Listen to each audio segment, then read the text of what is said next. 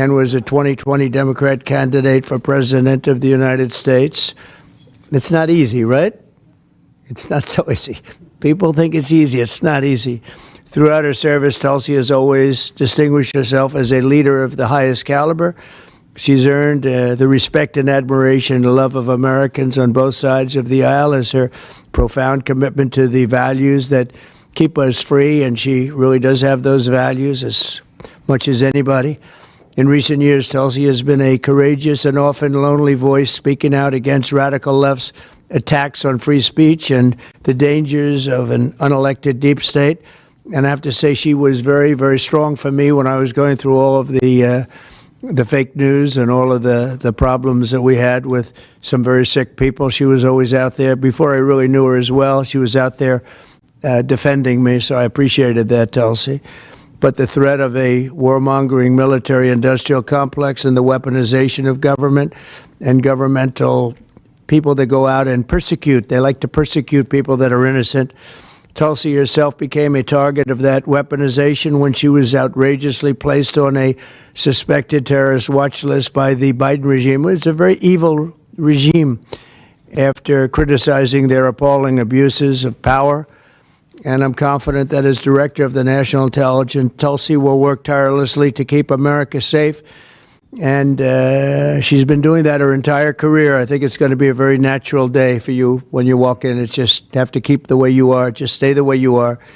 She'll be clear-eyed and she'll be focused on the threat of radical Islamic terrorism and lots of other threats, too, threats from within, and give no quarter to America's foreign enemies. At the same time, I'm entrusting Tulsi with the responsibility of overseeing urgently needed reforms to the U.S. intelligence community to protect the rights and the civil liberties of all Americans. She'll provide the American people with transparency, eliminate corruption, shrink the bloated bureaucracy, and restore honesty, integrity, and trust to the national security state.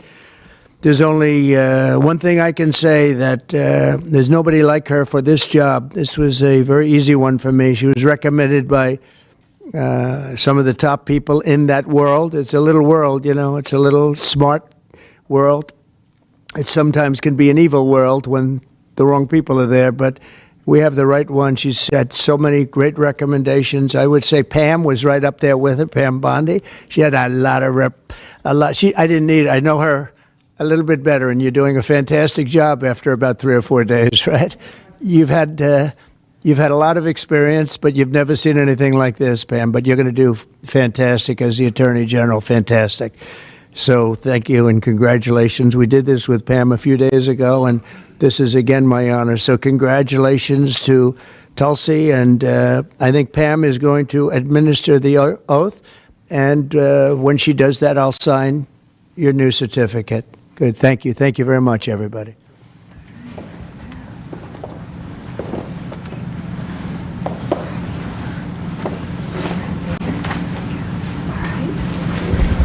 Please place your left hand on the Constitution and raise your right hand and repeat after me.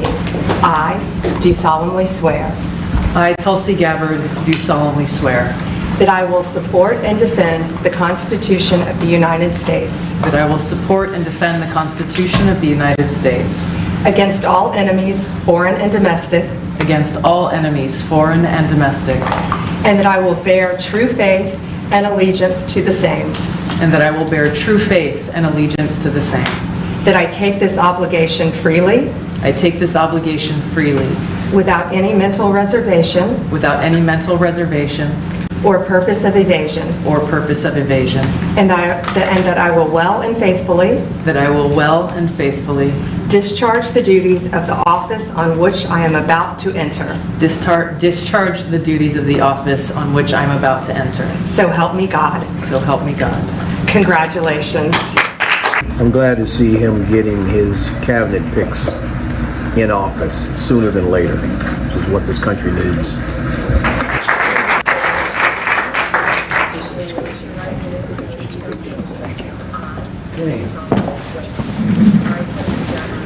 How's the Oval Office looking? A little different look, right? It's the Oval Office. Yeah, we'll get a good one here.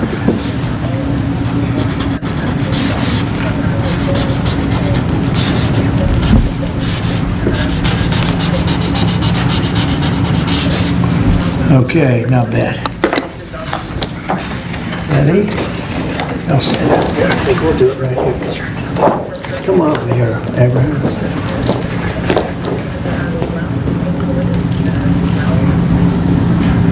Okay, I'm sure there are no questions. Mr. President,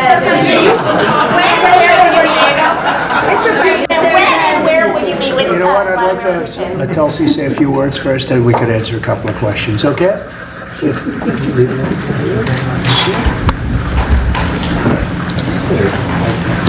That's good. Crazy what these people have to go through just to get confirmed. I've been watching a lot of these.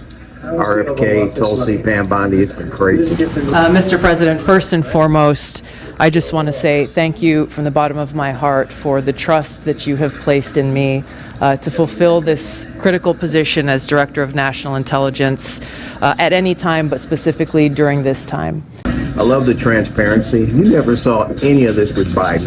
Unfortunately, the American people have very little trust in the intelligence community, largely because they've seen the weaponization and politicization of an entity that is supposed to be purely focused on ensuring our national security.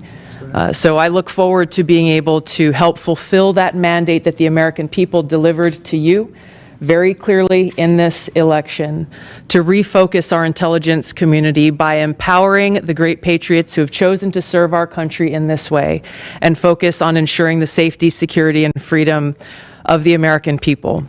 As you've said, Mr. President, this is what I've dedicated my life to, and it is truly humbling to be in this position, to serve in your administration, help to rebuild that trust, and ultimately to keep the American people safe. Last thing I'll mention, that in your National Prayer Breakfast speech, you made a statement about your legacy of wanting to be remembered as a peacemaker. I know that I can speak for many of my fellow service members who are here today, veterans, Medal of Honor recipients, how deeply that resonates with us. For those who volunteer to put their lives on the line when duty calls, but to have a President and Commander-in-Chief who recognizes the cost of that sacrifice and ensuring that war is the last resort, not the first. So thank you for your leadership on behalf of my friends here and all who wear the uniform. We're grateful. Thank you. Congratulations. Thank you.